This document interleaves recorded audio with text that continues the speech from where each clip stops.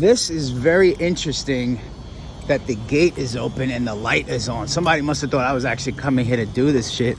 You must be out your fucking mind. I'm probably only gonna do this when I have a proper pair of skates that I'm like super comfortable with. That's 7 and times 2 is easily 14. I forgot what I measured it out to be, but I equated this to be essentially Don Bramrick with the Solomon ad said they quoted it at 14 feet. And when I'm watching the replays of people jumping, Jeff Howard and Billy O'Neill, they all jumped like really early. Like they could have jumped closer to the fence, but they jumped at least a foot, maybe 2 feet higher than they needed to. And it also looked like they might have been booking it to the rail. I feel like this is the type of spot, honestly, where you want to come as slow as you can to the rail. And then when you get to the lowest point where you need to drop, you want to change your direction, right? So instead of jumping and following the flow of the rail and coming in this direction here, instead of hitting rail and going this way, you want to go as slow as you can, get to the point of no return, and then maybe do a full 90-degree jump. That way, all your focus and momentum has changed drastically. But I don't know, man. And then I'm looking at the floor here. It's cracked. It's hard as fuck. There's nothing soft about this ground whatsoever, but it's beautiful to see it in light. Let me see if I have the laser on me. I just put it away too. Just put it away. I'm just gonna shoot the laser upwards at a slight angle. The laser, it could triangulate if I wanted to, but just to give you guys a ballpark, since you're here with me now on camera, right? So 0, I don't know if you can see that.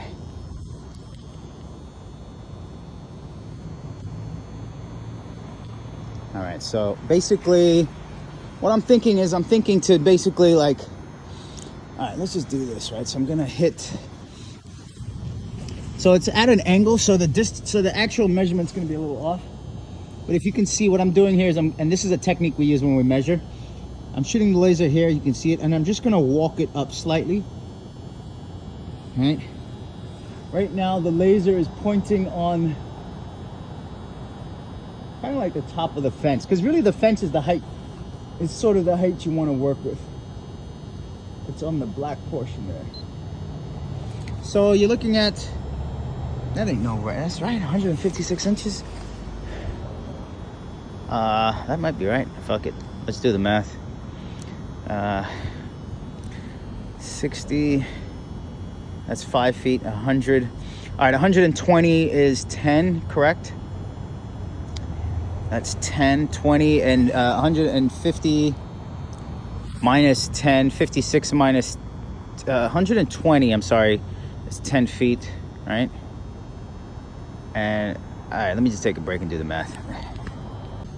So, yeah, 156 divided by 12 is approximately 13 feet. And that was a measurement I got to the very top of the fence, right?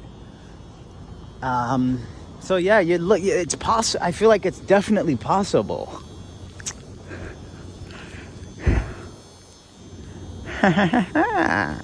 I'll be honest, I don't need them.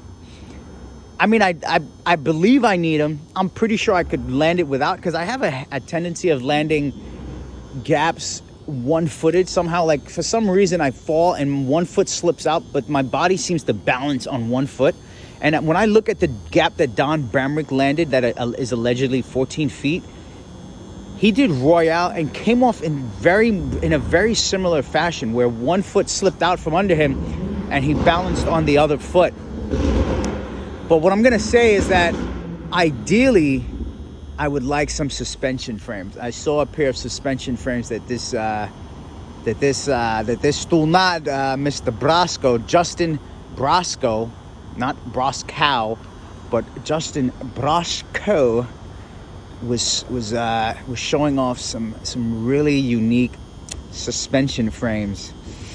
And I felt for forever and forever that our industry, our community needs products like that because of the high level of impact that we withstand on a day-to-day basis, you know. I realize skateboards naturally absorb most of their impact, and they don't go nearly as big, I think, as we do. If you ever just ride a skateboard, the simple test you can do to prove this to yourself and prove it to anyone, ride a skateboard down a rough terrain, down any rough street, and do the same with a pair of rollerblades on 60 millimeters. And when I say skateboard, use a skateboard with 54 millimeter wheels, and you will notice that because the wheels are in quadrants and balanced on a piece of wood, a lot of that vibration gets absorbed and does not penetrate the feet. Whereas on a pair of inline skates, oh my God, you want to shoot yourself in the fucking foot and the head and the mouth. But yeah, that's all just me rambling on, man. This really fucking makes me giddy. Like, I don't fucking care about the fucking kink rail in the middle because I died on that like a motherfucker. But I would love more than anything to hit that fucking rail to the drop. And it's not about me, honestly. It's not about saying I did it. It's about, I mean, yeah, it's about me saying I did it. But in all honesty, I would hate to do it and then get really hurt and never be able to skate ever again. I might duct tape my skates. But it's really, to me, a testament about the people who have paved the way for me to be able to come here and do it. So it's about the Jeff Howards and the Billy O'Neills. And it's about the John Ortizes that have hit the kink. And it's about the Ray Mendezes. And it's about the Alex Nunez's, rest in peace. It's about also just everyone that has paved the way in aggressive inline roller skating. But more than just that, it's about making a statement for the sport and the community and the culture for what is possible and what we stand for and what we can do.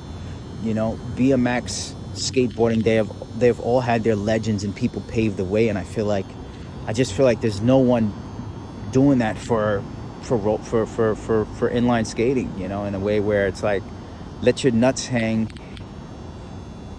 so to speak, you know, whether male or female, transgender or whatnot, let those fucking nuts hang, you know. They were meant to hang. They were not meant to be hoisted up in jock straps and fabric and underwear. We were born naked, and that's exactly how I hope to go out.